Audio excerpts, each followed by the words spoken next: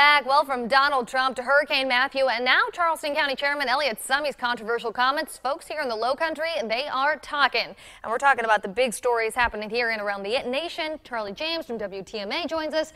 Okay, a lot's going on. A lot's going on. Big stories of the week.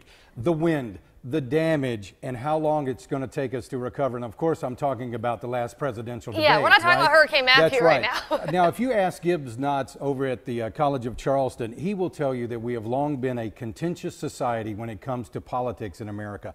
I mean, after all, we come about it honestly. We brought it over with us from England. I don't know if you've ever seen the members of Parliament get together and debate, but it's an absolute mess.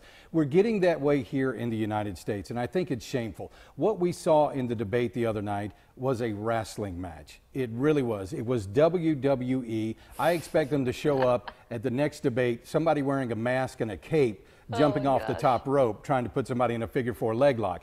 We have got to stop this in this country. We have got to start getting back to the issues, because it's in the end, we the people are the ones that are suffering because of this. We've got to make sure that the issues are discussed.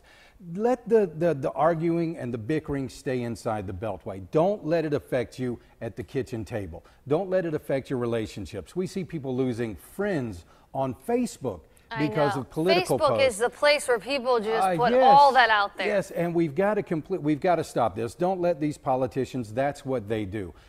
Listen, November the 9th, we're all going to wake up. We're going to have to work together. We're going to have to play golf together. We're going to have to interact with each other.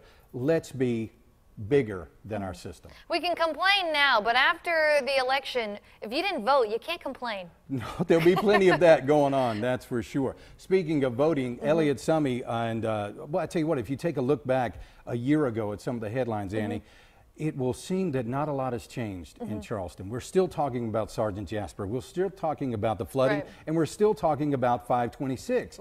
Now, some folks with the National Action Network and the NAACP were actually calling for Elliott Summey to step down from his chairmanship with Charleston County Council. Yeah, what is going on? Because this has been buzzing all over the place here. And a lot of people are like, what did he say? Well, he appeared in an audio tape that was a recording from a meeting that he had with anti-526 groups. Now, Annie, you know good and well, in broadcasting, we have an old saying that all mics should be considered live. They're all hot. And on, every mic.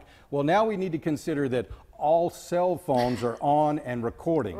So this cell phone conversation picked up Elliott Summey, and it seems that in the recording, he was actually being a little duplicitous in his support for 526. You had comments that he made that sounded like he was actually lobbying against 526 in private. Which we know that's not what we see on camera. Exactly. In public, he's a big proponent of 526. He came on my show on WTMA and he explained himself. He said that during the time of this meeting, he thought that 526 was dead in the water and that he was just trying to keep the $400 million that was allotted to 526 in Charleston County.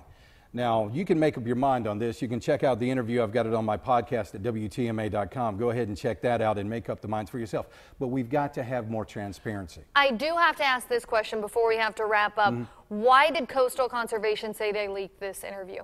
Well, it was timing, really. And I'm not sure what timing they're talking about. We just had this one new possible solution to 526 coming up, where we build the overpass to the terminal and as the county, and then the state comes in and helps us pay for 526. So I'm not sure about the timing, but it certainly does a lot of damage. But we've got to have a little more transparency in government. This is why Charlie James has his own show, because he's awesome. So thanks so much. Thank you. I really appreciate it. Stay with us. We'll be right back.